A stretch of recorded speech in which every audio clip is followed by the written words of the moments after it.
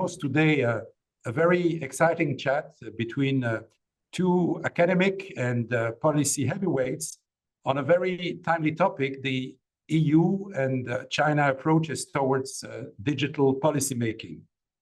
And this will involve Angela Zhang, a renowned professor of law and technology at Hong Kong University. And Angela will soon be moving to the University of Southern California.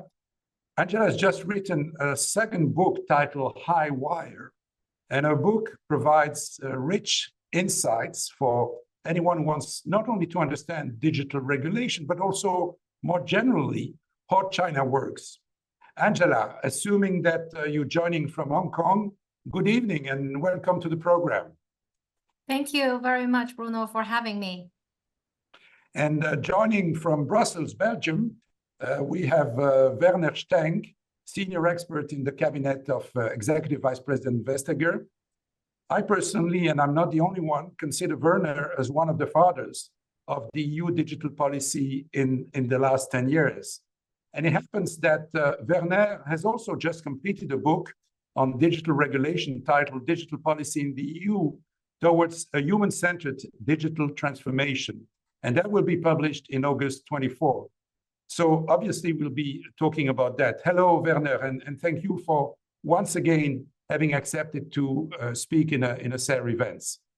Hello, good afternoon, good evening, good morning, wherever you are. Many thanks for having me. Let me perhaps first briefly explain the context to our conversation. The independent cyberspace, free from any public intervention, dreamed and advocated by creative minds such as John Perry Barlow at the beginning of the internet in the mid-90s, that is definitely out of date. States all over the world have, over the last 5 years, gradually been asserting control. And against that background, and also taking account of the fact that regulation is driven by a mix of values, but also economic interests, which of course are different in various economic and political blocks. Against that background, CERRE has been working over the last 3 years on a project titled Global Governance for the Digital Ecosystems, in abbreviation GGDE.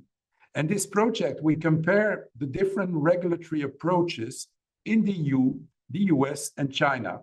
And our objective is to identify specific segments of the global digital ecosystems where convergences can be built and where, for legitimate or sometimes less legitimate reasons, this is not possible, investigates ways to organize regulatory coexistence. So our conversation today, this afternoon, should fit nicely with the GGDE objectives. And perhaps to set the tone, I'd like to ask each of you to outline for us the drivers to the regulatory initiatives that have been taking place in the EU and in China. What are the values? What are the economic interests? So perhaps, Werner, if I can invite you to start. Yeah, thank you. And it's a very big question, and which has occupied us for a couple of years. I would say the starting point is, as you said, that our digital world has transformed enormously since the creation of the internet. And we also did not, by the way, set out to regulate the internet, but just some very important applications and uses on and off the internet, simply because we all know, meanwhile, and that's not just Europe, but that's a global observation, that digital platforms and digital technologies like AI are two-sided swords, if you want. We are all aware that they're neither good nor bad in their own right. It always just depends on their use.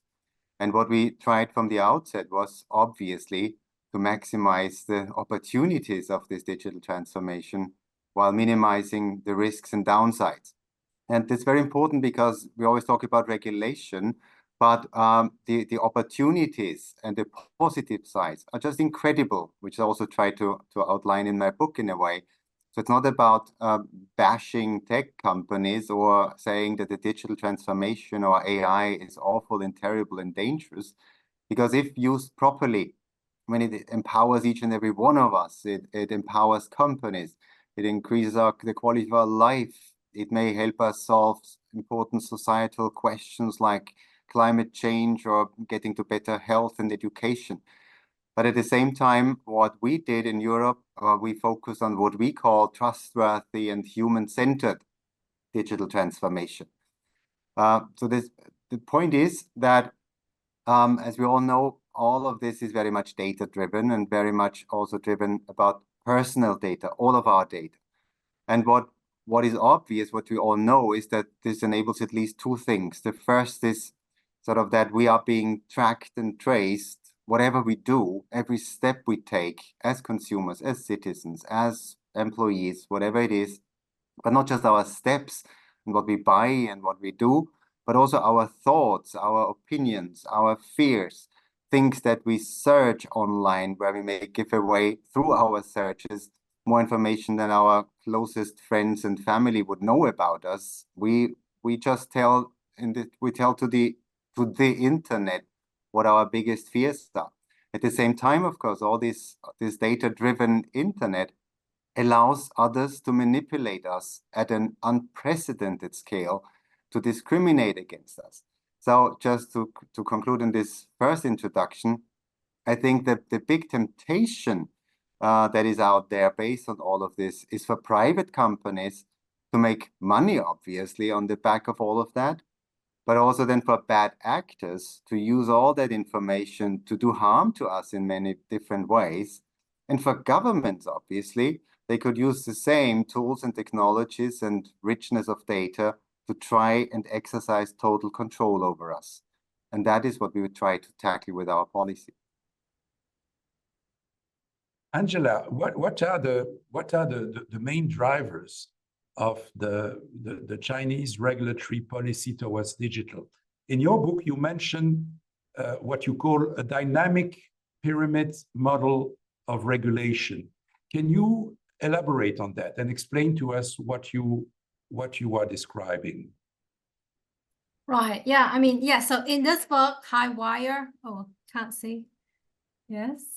Oh, because I'm using the virtual.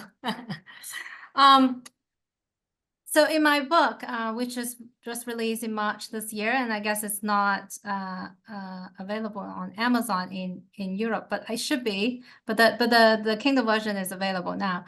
I describe, China's tech regulation using a dynamic pyramid model I created.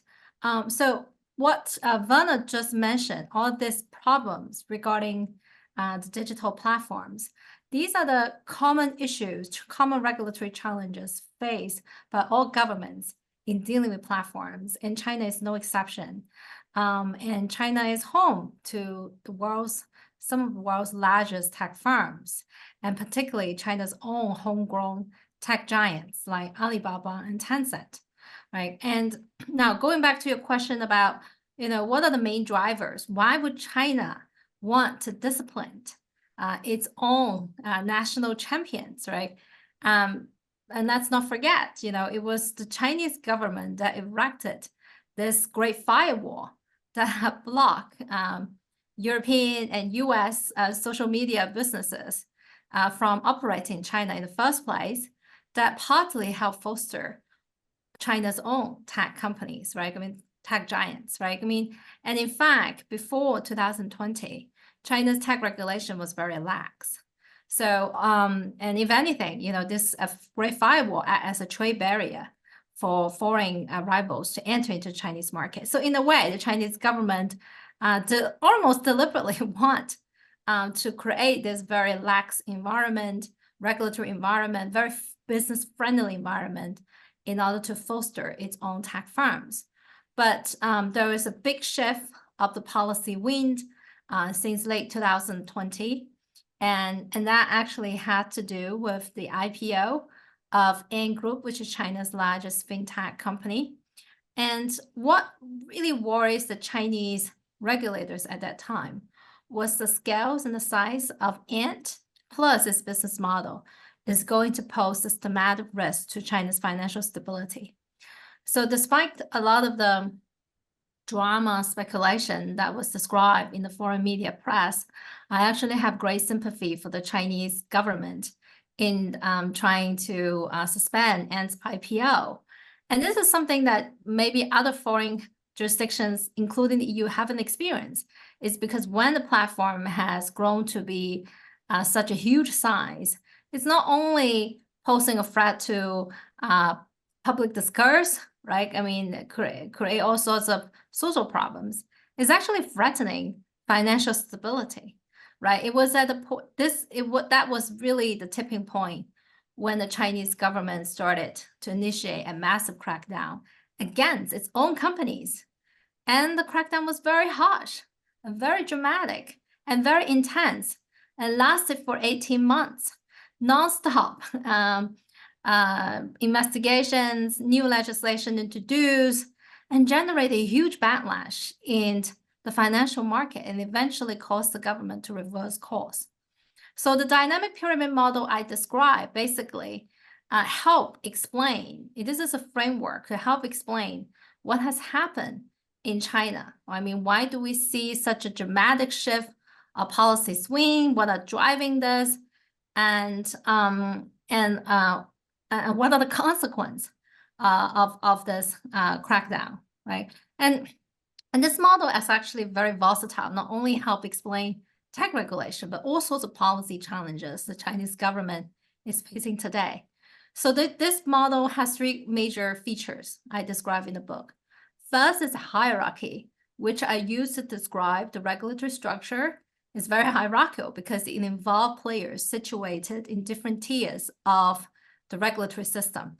Then on the top, at the apex, you have the policymakers, like the top leaderships, and then you have the regulators, and then you have the firms. Actually, the firms, I situate them at the lower hierarchy than the regulators, which is different than from the European context, because in Europe, firms do, fight, pretty fiercely with the regulator, but not in China.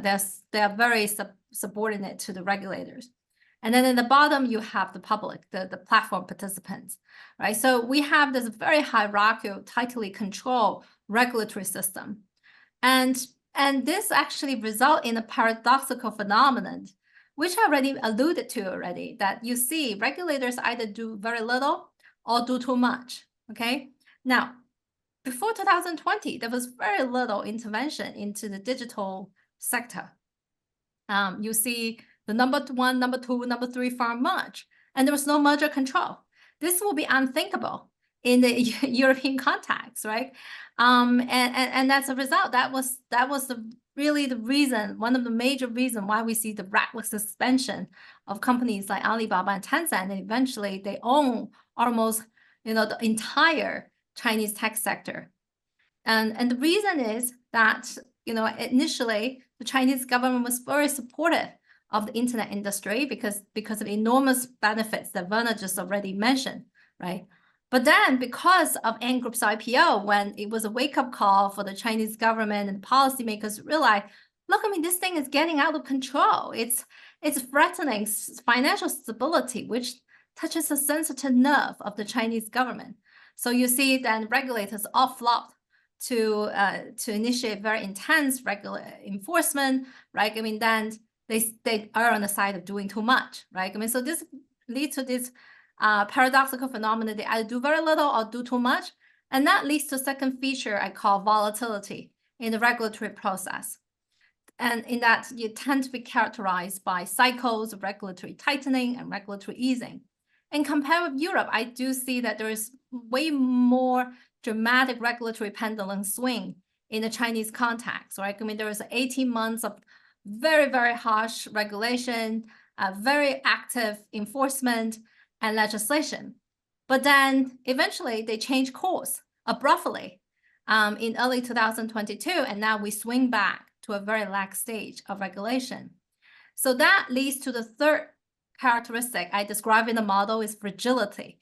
Because of this very dramatic change in regulatory process, right? I mean, it tends to amplify the side effects of a regulatory intervention. And because of the very hierarchical regulatory system, information transmission is not very efficient within the bureaucracy. So it often takes a long time for the policymakers to realize, things have actually gotten out of hand until it is too late. And that I describe is the fragility of the Chinese regulatory system, because they generate tremendous regulatory backlash. And by the time they decide to reverse course, it's already too late and resulting in irreparable damage. But that's very, very interesting, because when we look at the situation in China, when we look, for instance, at the difference of treatment between Alibaba and Tencent, Alibaba was forced to split. The group was split into different entities, while I was in China still recently, and clearly, if you don't have WeChat, you can't do anything. WeChat is the backbone to the Chinese people's life as consumers, as service providers, even as citizens. You can't do anything in China if you don't have WeChat on your smartphone. So why this difference of treatment between Alibaba and Tencent? Well, this whole event was triggered by Ant Group's IPO, right? I mean, so Ant was 50% controlled by Jack Ma, who founded Alibaba. So initially, the crackdown was targeted at Jack Ma's business empire, and then later on, it spread to every other tech firms in China, because the situation, what the government was worried about is not just about Ant or Alibaba or Jack Ma's tremendous influence in the Chinese business community, but also every other tech firm that is influential, powerful in China. So Tencent is obviously another big target, right? I mean, because this is deemed as the other duopoly. And obviously now we also have ByteDance, parent company of TikTok, that is now doing phenomenally well because of its success in overseas markets. So basically, these are the three major oligopolies in the Chinese tech sector. The Chinese government was concerned about the pervasive influence, about the fact that this company seems to have possess so much power that the government is losing control, right? I mean, so when I heard what Werner was talking about, it seems to all to be grounded in consumer interests, that the regulators want to intervene because they want to protect the consumers. But in the Chinese context, it's all about control, right? I mean, so it's the primary motivation is not that, the intervention can help consumers. It does in a way, right? I mean, it does help address a lot of the inequality issues, address a lot of common regulatory challenge you see in other jurisdictions.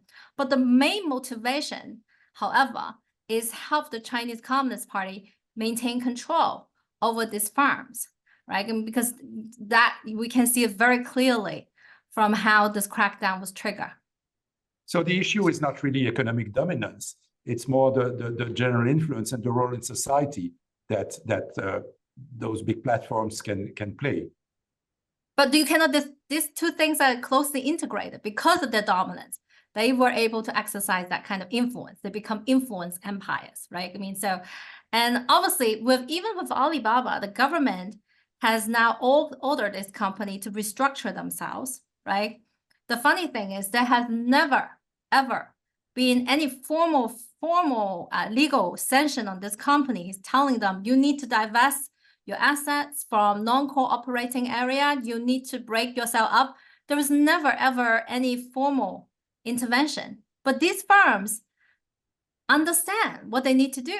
They volunteer to divest the assets from those non-core operating areas. So in the past couple of years, you see both Alibaba and Tencent have sold up a lot of stakes in those areas.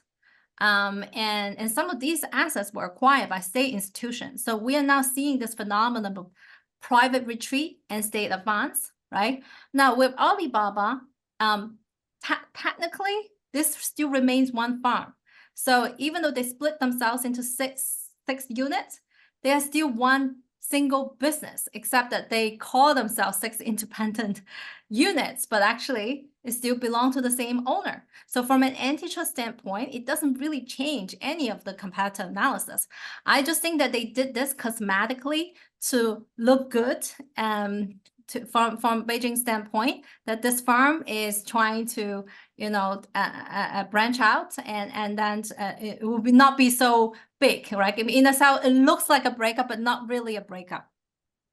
Werner, it's clear that the drivers, many of the drivers for instance, economic regulation in China are very different than from in the EU. But would you see any convergence between what is being done in China and what is being done in the EU? Well, I think there are many things that we have in common. There's also differences, of course, but the underlying issues are the same on a global scale, and that's not different, not even just in China and Europe, but the same in the US or in South America or anywhere else. So I think we see global convergence in the issues. There are still differences, of course, in how to respond to these, but the challenges are the same. There was one interesting thing that Angela said when you introduced your book and the hierarchy that you mentioned, when you said, well, on top there's the regulators, then there's the policymakers, and down is the companies. I immediately thought, yeah, we had the same issue when we actually started regulating the digital space, because we felt this hierarchy was upside down. Because one of our observations was that the big tech companies, and not Europeans, but they're still, of course, dominating, as they do all over the world, big tech dominates our societies and economies, that those had become the rule setters. So it is, in a way, the policymaker or democracies and the citizen and individual companies depending on such gatekeepers, they were now at the bottom, and big tech creating all those markets for us, for markets for products, markets for information, markets for just anything. They decided themselves what the rules of the game were. They also exercised their power very arbitrarily, who has access to the markets and on what terms, and who would be kicked out of those markets. And so they were rule setters, and they exercised this privilege in total opacity, that all those super important decisions of what company can reach a consumer, of what information will be pushed to you or to me as a user of the internet, of what products, information, content will or will not be pushed to us. Nobody knew and still knows on what grounds those decisions are taken. So our regulatory approach came from a similar perspective, in a way, that we said we want to reinsert democratic control and oversight over the activities of private gatekeepers. And in that sense, another thing that when you spoke, Angela, rang a bell, you said, well, there was little intervention until 2020, 2022. The same applies in Europe. I'm arguing in my book that it was just 4 years ago, when this commission took office, that we saw a paradigm shift in digital policy making, that up until then, there was only a very, very modest, careful, cautious, piecemeal legislative and policy response to those changing phenomena. It had just reached this tipping point, in a way, in the last decade, I would argue, that indeed those platforms of all kinds had reached a status of total control over our societies and over our economies. And in that sense, actually, you said I had suggested that we look at this only from the consumer interest. That's not really true. That's, of course, part of it. Yeah, it's the citizen, it's society, it's about information, it's about product, illegal, harmful content, about freedom of expression, about elections, and so on. But at the same time, we are looking into the economy, resulting, of course, from the market power exercised by those digital champions and gatekeepers. And that means that the rest of the economy, millions of companies in Europe and elsewhere, that either try to compete with those champions will find that very difficult, but also if they depend on them, and everybody depends on them, it has become just unbearable from an economic point of view, to accept this total control and exercise of market power towards the rest of the world. So in that sense, we not only want to empower citizens and consumers and whatever, but also give a fair chance to any economic operator out there. Let's assume there is a brilliant startup in Belgium, in Germany, Austria, wherever it is.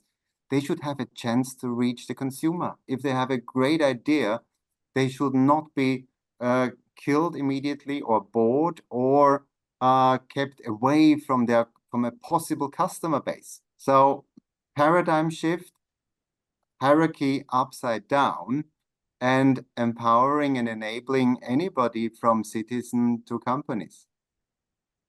Okay, let's move, or let's continue our comparative analysis by moving to AI.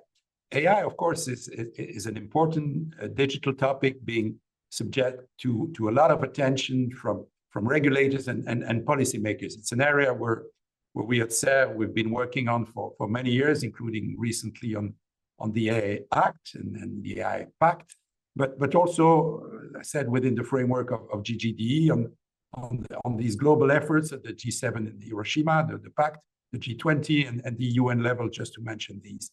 Werner, how do you see the EU efforts on AI regulation within the EU and within, I would say, there's so many international arenas where this is being discussed currently?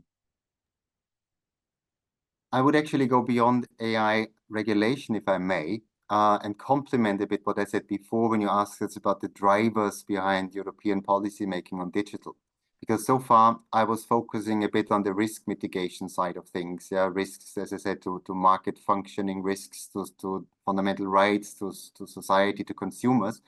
This was only, in inverted commas, one of the two pillars of European digital policy, because the other was to strengthen our technological base in Europe, to become a stronger player in We'll come to that, but yeah, okay. But it's linked in a way that when we set out to regulate AI, that was not only and not even necessarily focused on managing and mitigating the risks. Of course, that is what we're discussing today. Yeah, our AI regulation and all the other fora that you mentioned are looking into high-risk use cases or are looking into ChatGPT and generative AI and what risks that may bring to fundamental rights or to all sorts of things. At the same time, however, we wanted to create a space where this technology can be developed and used in a trustworthy way, and that the two are linked. Because if there is no trust in this technology, if there's no legal certainty about it, if people are calling for moratoria, as was the case in the US last year, then there may be, the innovative AI company may not want to invest anymore or may not dare to invest in a clever AI software if it cannot be sure that 6 months later a regulator says, stop, that's not ethical, stop, that is not legal, or whatever it is. So we wanted to create the framework conditions, the regulatory guardrails for the technology to be deployed. So that's a very important thing. And when we started, for instance, discussing in the G7 context after all the discussions on ChatGPT, that was also the main driver, because we knew we had been working already on our AI Act, and we knew that in 2 or 3 years down the line, we would have legal framework conditions. But then with all this excitement globally and calls, as I said, for moratoria or other things, we said, no, we don't want, and we neither want this technology to be deployed rapidly and irresponsibly, but also not hold it back by this collective mistrust into this technology. So it was guardrails that my boss, Margrethe Vestager, was trying to establish when talking with the G7. Because if we then all agree what the risks are and what a responsible AI company is expected to do, then we can also again focus on the positive sides and the potential.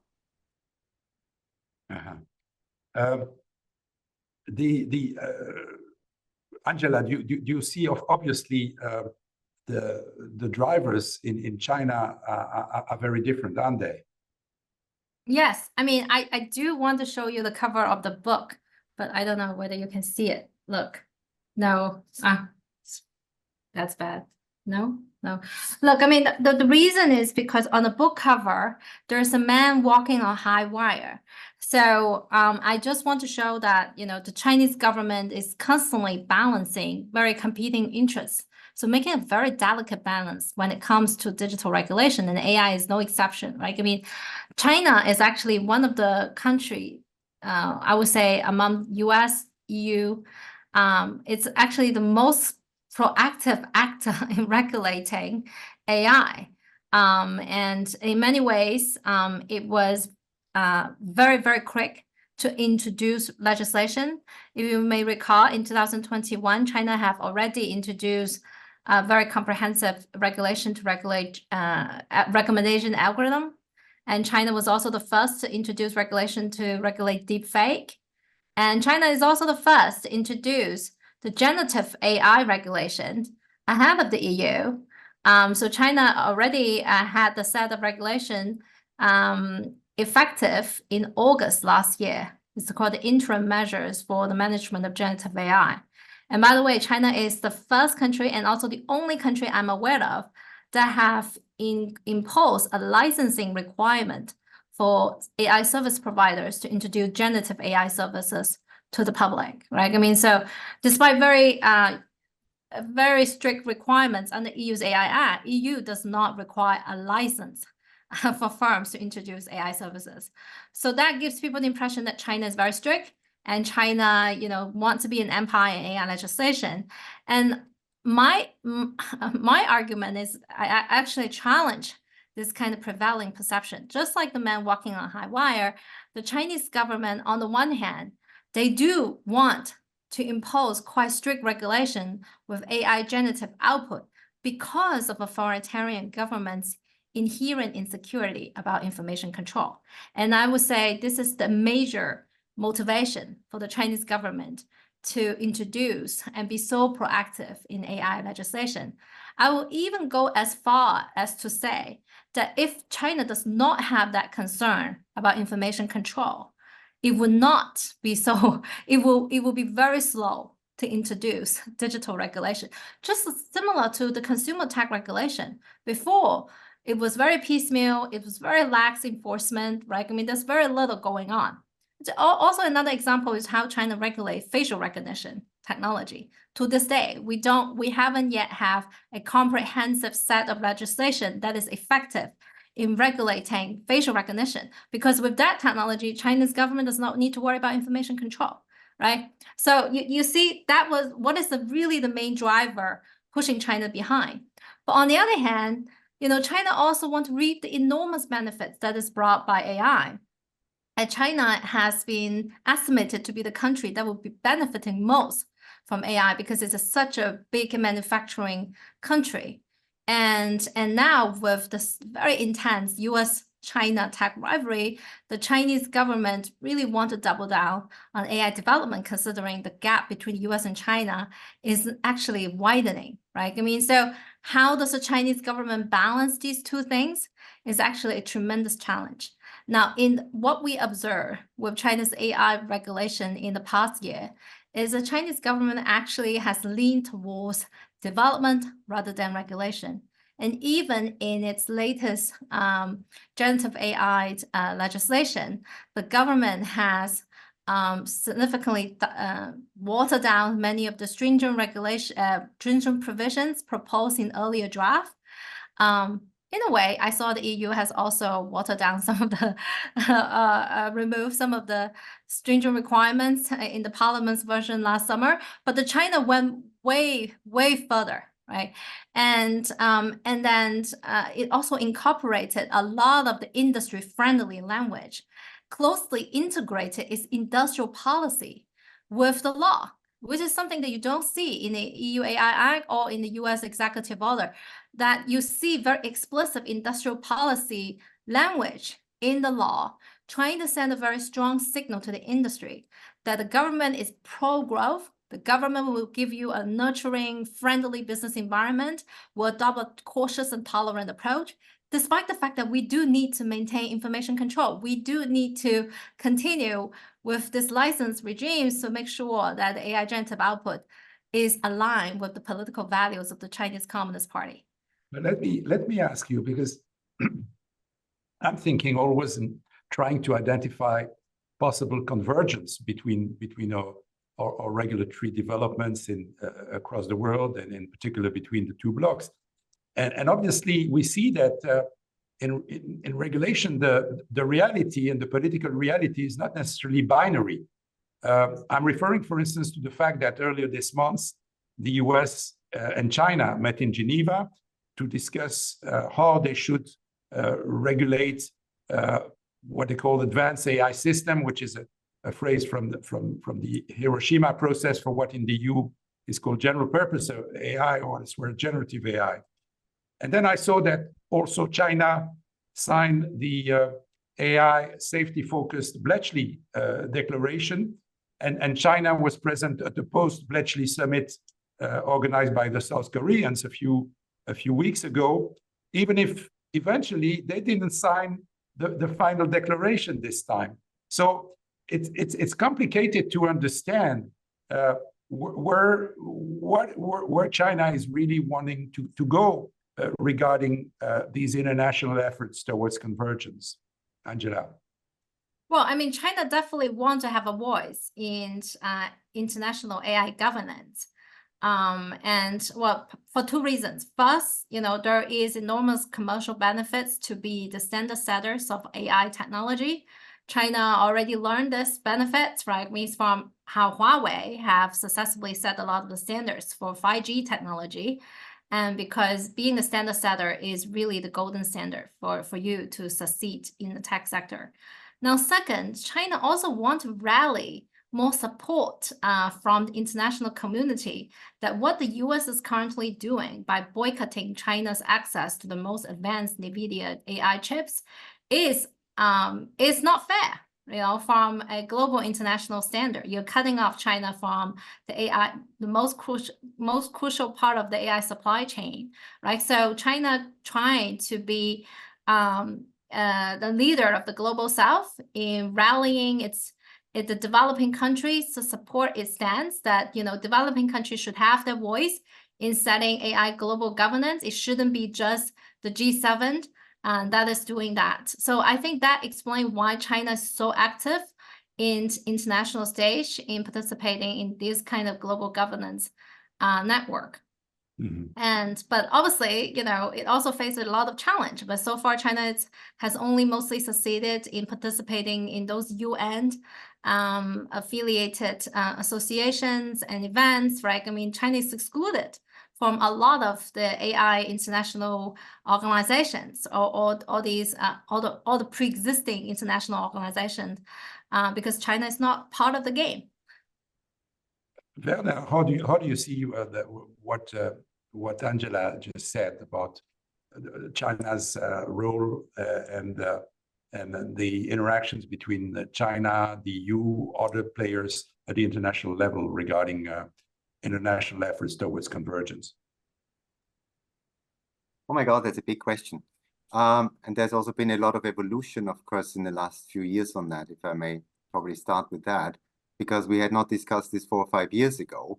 But in the last few years, geopolitically, so many things have happened. Because when we started out again with our wonderful digital strategy, we had not so much looked at any global risks and so on.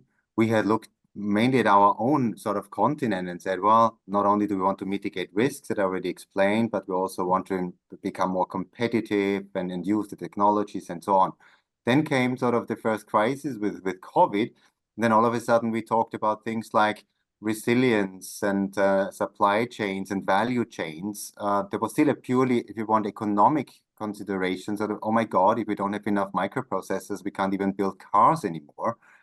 But then came sort of the wars, and there we had additional issues all of a sudden. It was not just not getting certain supplies that we may need as a continent, but we are also attacked or maybe attacked in a much more complicated geopolitical environment. And that could be anything from cyber attacks, and we have this all the time, to disinformation and manipulation campaigns to undermine our elections and democracies and the trust in our institutions. and then this went further and further, so that the risk profile, now we're talking all of a sudden about economic security, and this is also where we come close to the heart of your question. We did not have the language of, and we didn't feel a need to speak about economic security 4 years ago. And these are totally different things now, where we're saying, okay, we need to mitigate risks that are much more manifold than they were just a few years ago. So it's clear that the new legislature, which is going to start soon in the EU, we have elections in a few weeks, and it's clear that, as you said, Werner, and I'd like to ask Angela, without prejudice to institutional and budgetary limitation, Europe will likely try to respond, and I can only amplify what you say, Werner, respond to a worrying deindustrialization process, further negatively impacted by non-resilient supply chains and Chinese overcapacities. And you know, Angela, the EU sees China as a partner for cooperation, an economic competitor, and a systemic rival. However, it's clear that the relationship between EU and China have become increasingly complex due to a growing number of irritants, and Werner just mentioned. I mean, I may say perhaps what Werner didn't say, which is that for the EU, China has become less open to the world and more repressive at home, while taking a more assertive posture abroad, resorting to economic coercion, boycotts of European goods, and export controls on critical raw materials. But at the same time, the European Union is really strongly willing to pursue cooperation with China on global issues such as climate change and also on selected bilateral issues. So if, as Werner has alluded at, a more assertive trade policy is likely to be part of the wider EU policy framework aiming at enhancing economic security, what could be the impact of that on the attitude of China regarding regulation of the digital ecosystems and its participation and its role in international fora, Angela? So your question is how Europe's current tightened stance on economic security will influence China's digital regulation. Well, if anything, I think that China do want to continue with the close economic ties with Europe, particularly given its ties with the US is kind of severed on many fronts. It's very important for China to maintain Europe as a strategic important allies in many ways, right? Now, just take a look at the example of EV, right? And Europe is a very important market for China's EV at the moment.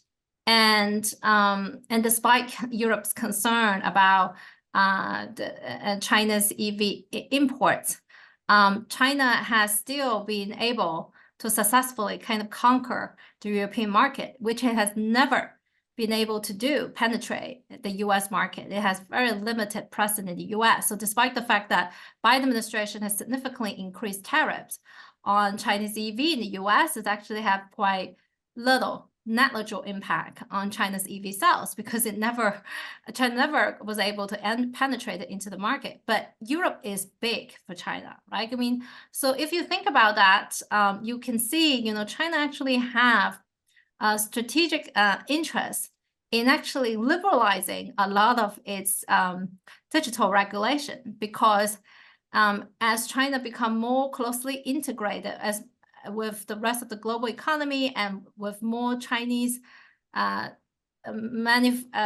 services and products sold to European market, China want to demonstrate to Europe, look, I mean, this data security concern about EVs shouldn't be a trade barrier, right? I mean, for EV sales in Europe.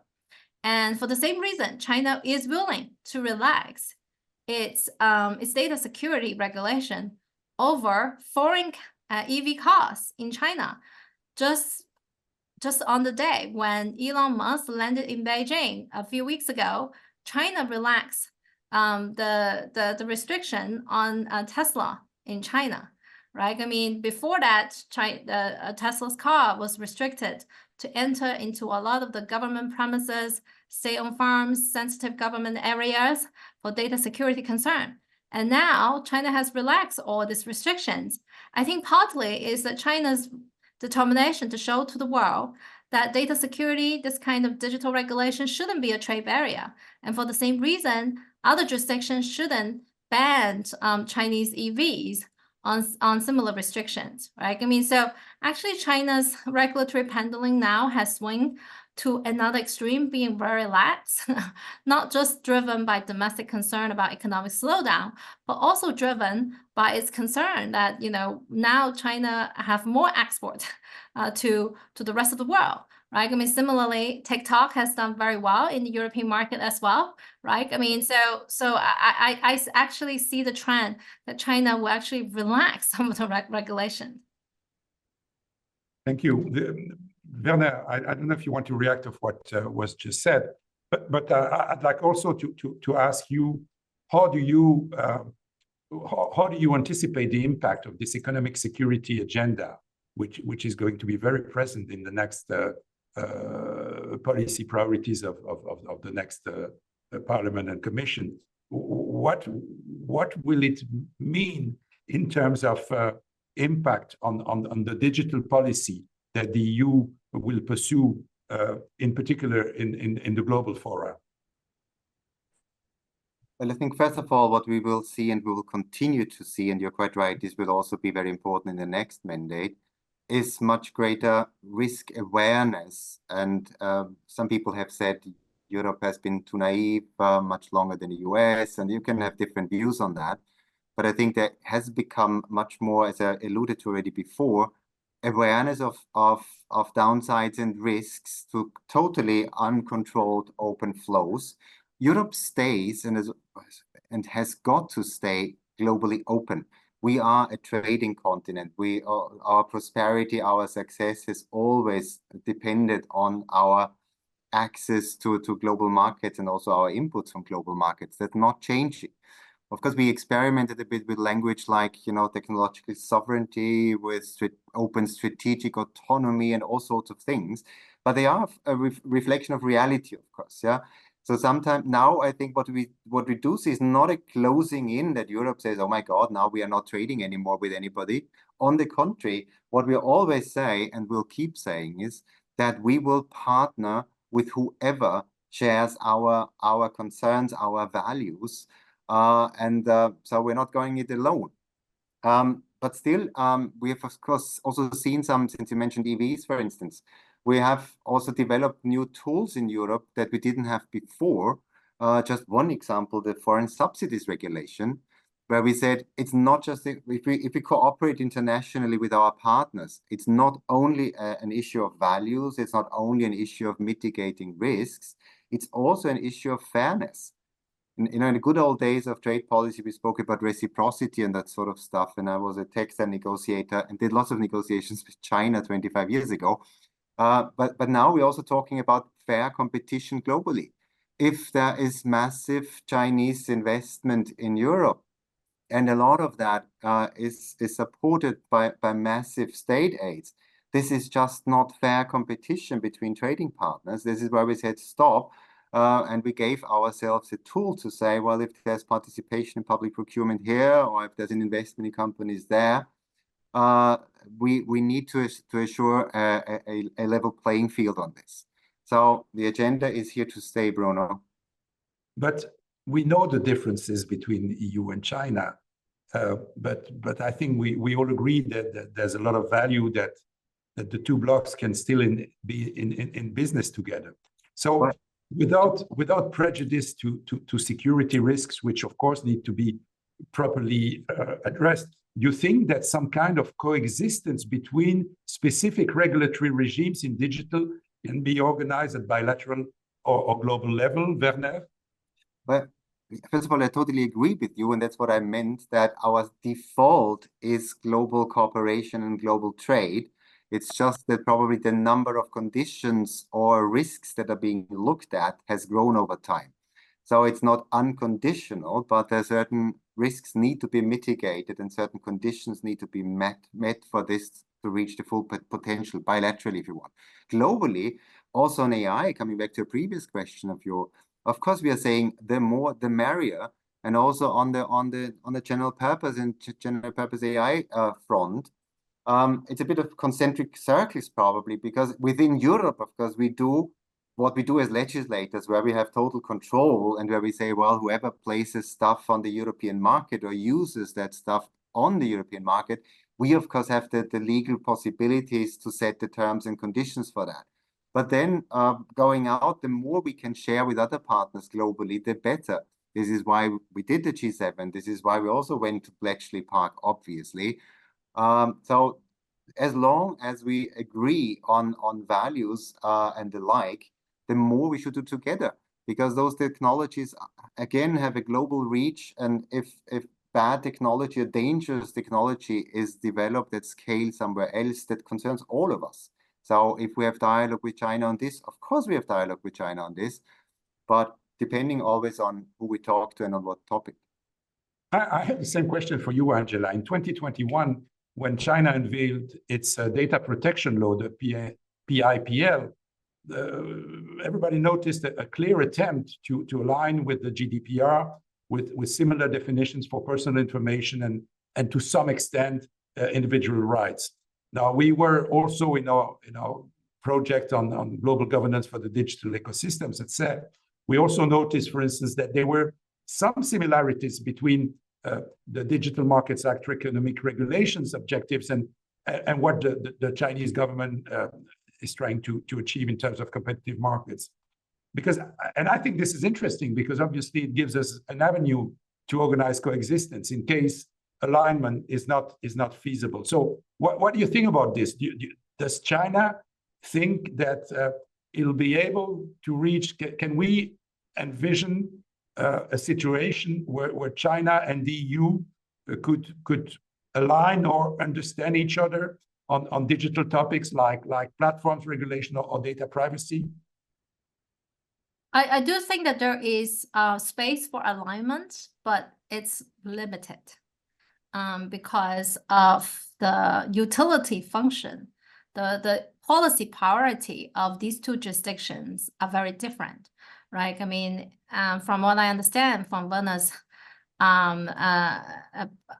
argument and discussion earlier, the main priority in Europe is consumer rights, individual rights, protection of competitions, competitive structure, right? In China, it's more about political control of these firms, right? I mean, so even though, this harsh, intense regulatory intervention do help achieve and address some of the consumer complaints and trying to level the playing field of competitive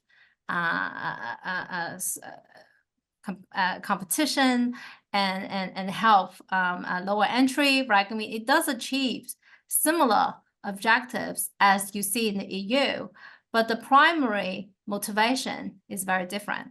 You mentioned the personal information protection law that China introduced in 2021. It's almost like a copy and paste of the GDPR. And in many ways, it actually went even further than GDPR. The highest fine that they can impose under the PIPL is 5% of the firm's previous year's turnover, even higher than the maximum fine under the GDPR, right? And then that law was introduced against the background during China's intense tech crackdown, right? I mean, so, and if it were not the crackdown, I don't think the law will be introduced so smoothly and so quickly. But look at the enforcement of the law, right? Despite the fact that de jure, it looks very similar to the GDPR, its enforcement is drastically different, right? Because the institutional context in China is very different. Since adoption of the PIPL, there was hardly much enforcement. There was one enforcement against Didi that was a political-driven case. There was another big case against a legal database company, but that's it. It was hardly the regulator. There's very little public enforcement and the use of the law for many, many reasons, right? I mean, and most importantly is that they're not going to use the law during, now we are in the phase of regulatory easing, right? I mean, there are enforcement at the judicial side where companies or consumers have brought complaints against firms under PIPL, but these are the small cases. There's no big cases under China's PIPL, right? I mean, so we are unlikely to see convergence really on the substantive front. You might see it on a superficial level. There seems that China is, looking to EU and modeling after EU's legislative model, copy and pasting. But in substance, I think the actual enforcement dynamic will be very, very different. Okay, well, this was a super interesting discussion, and unfortunately, we have to close it here. I'd like to thank you, Angela, for sharing your analysis and your views. We've learned a lot in really a small amount of time. We've understood the reasons behind China's speed in terms of developing and rolling out regulations, and especially your dynamic pyramid model. I remind our viewers that you just released a fantastic book called High Wires, and I recommend reading it. And I'd like also to thank you, Werner, for your, as usual, enlightening insights. And we're very much looking forward to the release of your book. To the viewers, I repeat the title: Digital Policy in the EU Towards a Human-Centered Digital Transformation by Werner Stengg. I'd like also to thank the viewers, to thank the great CERRE team for having put this team together. And to all of you, I'd like to invite you to join CERRE again soon. Next week on Tuesday, 4th of June at 5 p.m. I'll have the great pleasure to host an exceptional hybrid event. It is titled Foundational Technologies Enhancing Innovation and Competition in Europe. And it will focus, among others, on the competition-related issues around AI. And to address these topics, I will first engage, this is going to be a hybrid event, so in person and online. And I'll first engage in a fireside chat with Brad Smith, the vice chair and president of Microsoft.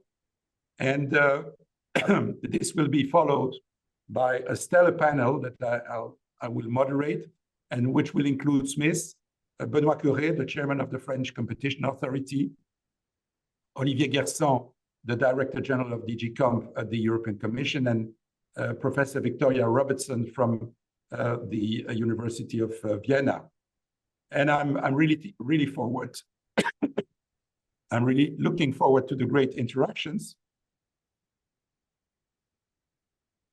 Sorry. And you can still register with via the events page of the CERRE site. As you've understood, I have no more voice, so I'll just say thank you very much to all of you, and bye-bye.